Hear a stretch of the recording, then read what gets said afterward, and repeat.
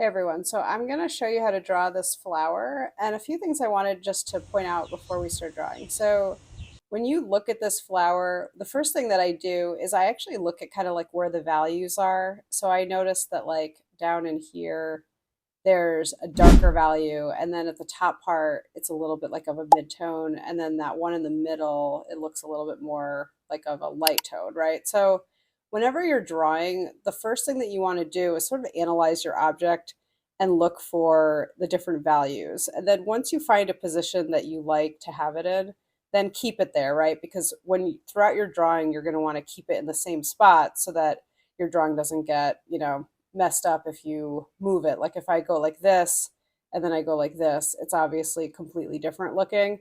And since I'm going to be drawing it carefully and trying to get all the correct, shapes and everything like that, even just slight tilts, like if I go from here to like there, it's completely different. So those are just a couple things to keep in mind when you start your drawing. The other thing I'm going to be thinking about is line quality, right? Because this is such a delicate flower, I'm going to want my line quality to match up nicely with the type of object that we have in front of us. So when you're drawing your pencil sketch, you want to look really carefully at the shapes, and that's what I'm focusing on at the beginning. So that's the first thing with the pencil sketch.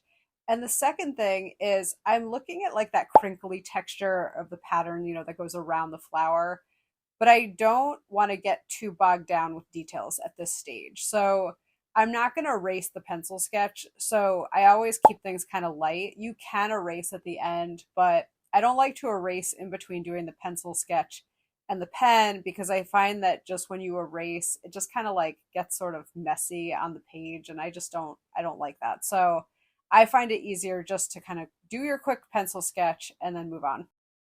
So when you go to add your pen, you want to think about the texture because this texture of this flower is so unique. So I'm going around that edge and I'm getting that crinkly pattern in there. And in this section down here, you can see that there's a lot of difference in contrast, and the contrast will actually like really heighten the texture for you. So having contrast with like a lot of dark next to light values is pretty good in this kind of flower. In addition to that edge part that shows the difference between the petals, you also might want to add some hatching right near the petal, which shows a little bit of tone and value in that section. So when I do a drawing like this, I spend as much time, if not more time, looking at the actual object that I'm drawing than my paper. So I'm kind of like my eyes are fixed on what I'm drawing and I'm trying to translate it onto the page. And again, you're trying to get a good amount of detail. It's hard with something like this to get every little crinkle. Like that's not really what I'm going for. It's not realistic to me. There are some people that probably can, do that and have the patience to sit there. But you're trying to give an impression, right? Because whenever you're drawing, think of your drawing as an interpretation of your subject matter and not in a one-to-one copy, right? If you wanted a copy, you would just take a photograph and it would be, exactly what you're looking at, but you're trying to draw it. And so you can experiment also with like different line quality. So for example, here you see that the line quality is more scribbly than the line quality in that first petal that I drew. So again, up in this section here, I'm adding a lot of contrast, which again is like having a lot of dark next to light sections and not overdoing it. So I think that that's also a challenge when you're doing drawings like this, is just not overworking. So deciding when to be done is important. Now, when I look at this flower, I notice that overall this whole section is darker on the whole than this section here. So I'm going to make sure to differentiate between this section here and this section here in terms of the value of the entire part of the petal right here. So the way to do that is just, you're going to just, use your lines to kind of like build up. And you do want to think about, do you want your lines to be long or short? It's just going to give you a different effect depending on what you do. So if you notice at the beginning, my lines were a little bit shorter. And if you have the patience to do this, this can give a nice effect. But maybe you also want to try some longer lines. It's really up to you and what you want for your drawing.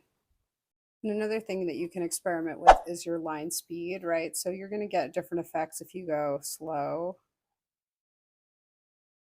versus when you have your lines go a little bit faster. I find that it's actually a little bit easier to get like an overall tone if you go quick. So this is like that. versus, if I'm going slower, it's just a different kind of thing. So try try quickening your line speed and see if you can still control the pen when you do that. But you can see that already I'm getting a differentiation between this section here and this section here, which is what I was going for. So that's what I want to have happen, because I want it to again be clear that this is, in a different plane than this part here. So that's I think um, sometimes a difficult thing that people struggle with is that you draw something and it looks like everything is kind of merging together and the reason for that is it looks like everything is on the same plane. So with your lines, you're going to need to figure out how to get it so that this is looking like it's in front of that part. That's the hard thing to do. So with what I'm looking at, this area is lighter than this area further back. So I'm actually going to, instead of doing that much with this right now, I'm going to focus more on this section back here and see if I can help differentiate this section a little bit more by working this area. And it's really crinkly in this area, so I'm going to put down, kind of like a crinkly type of pattern back here.